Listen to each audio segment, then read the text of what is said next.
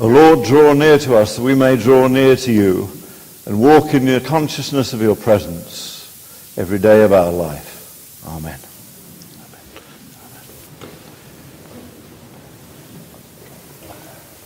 So, as Brian spelled out at the beginning of the service, it is the beginning of Advent, with it the start of a new church year, and the really alert of you, we were told in the gospel to be alert, so I commend it to you. Be alert.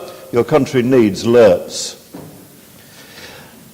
You may have noticed that the gospel has changed from Matthew to Mark. The way we structure our readings is it's 3 years.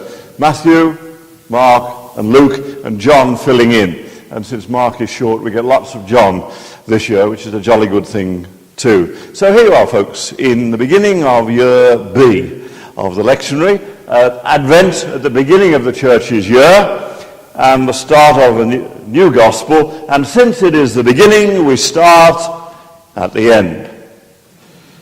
Or virtually at the end. I mean, all that is left to come, I say all, but it's quite a something, but we have dealt with it over Lent and Easter, is the crucifixion, passion, resurrection. This is the end of Jesus' teaching. This final bit, often referred to as the little apocalypse. We've only had part of it. It actually goes on for a bit more than that. It's not that little. But it is an apocalypse, which is a sort of writing that was popular around the time of Jesus for a couple of centuries in Judaism. A particular way of writing, of which the greatest example in our Bibles is the book of Revelation, which finishes the New Testament.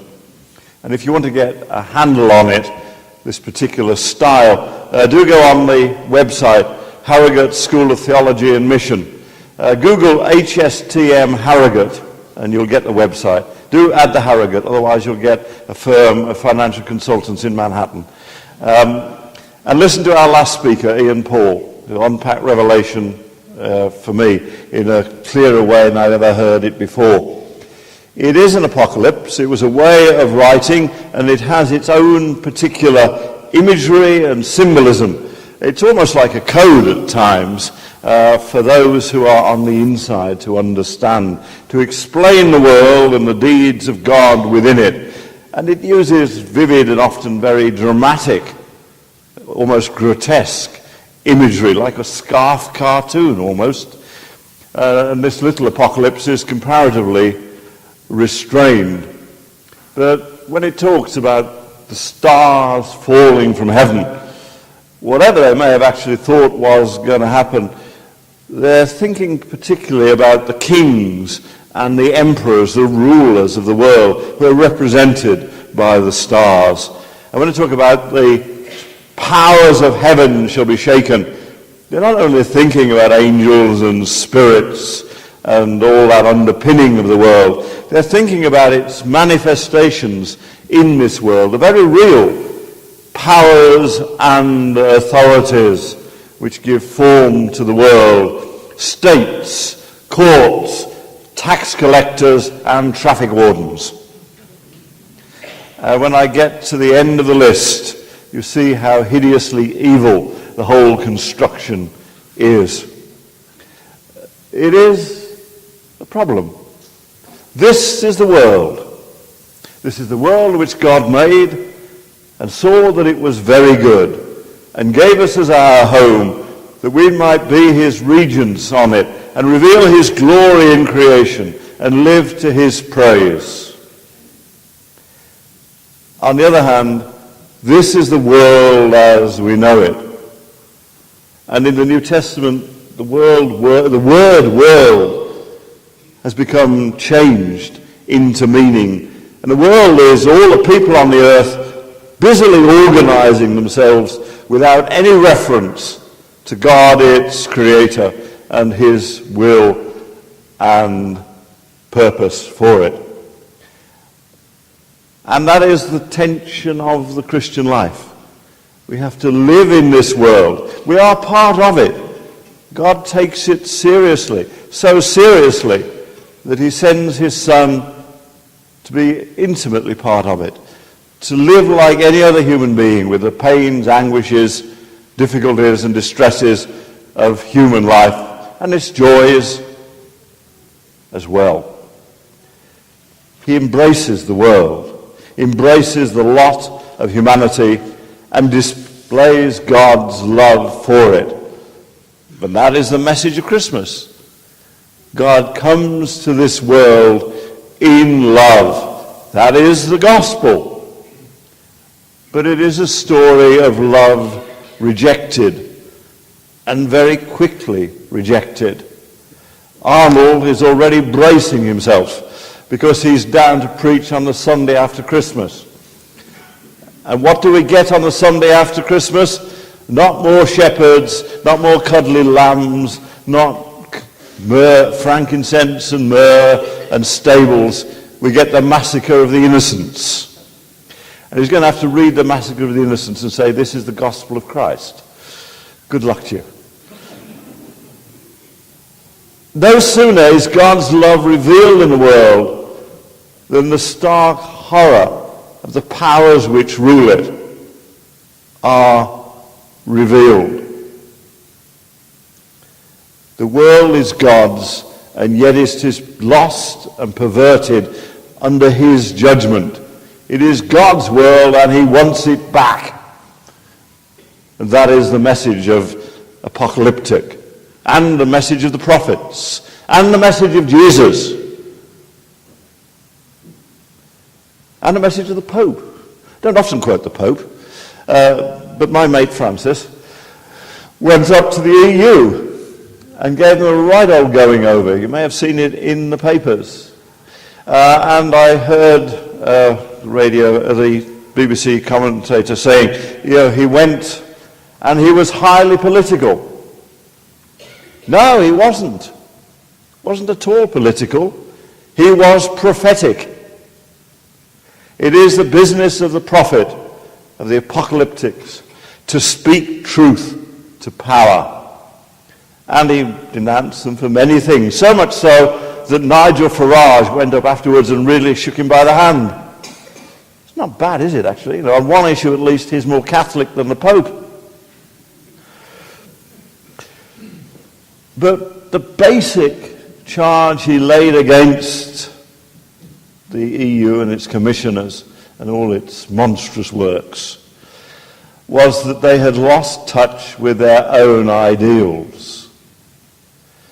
And that is the ultimate judgment of God. That is how he can judge the world, everyone in it, whether they accept the gospel or not. They will all say to you, I have my own ideals, I have my own way of living, I'm honest according to my lights. And the judgment of God will be to hold up their own light to them and show all the darkness and the shadow that is within it. With the proviso, the bottom line, of course, that those ideals do bear some relationship to the will of God, to the gospel and its message, which the EU, since it was founded by people, some of whom carried the title of Christian Democrats, did have. But there are cases, let's not forget it, where the ideals are so perverted that they are the problem. The Nazis, the Khmer Rouge, and at this present time what we call the Islamic State, are not lacking in rigour in following their ideals. It's just that their ideals are corrupt, evil at root, and perverted, and must be opposed. In fact, it's not a bad rule of thumb to say that the more wrong-headed, stupid, irrelevant and against nature a government policy is, the greater will be the enthusiasm with which it is pursued, the greater the rigour that will be followed in enforcing it, the greater the resources that will be poured into it, and when it starts to go wrong, the more money that will be poured into it. But anyway, back to my main point and to the gospel, and that is, be true to your own ideals. That is God's charge to the world, but it is his charge to the church. Be awake. Be alert. Pinch yourself.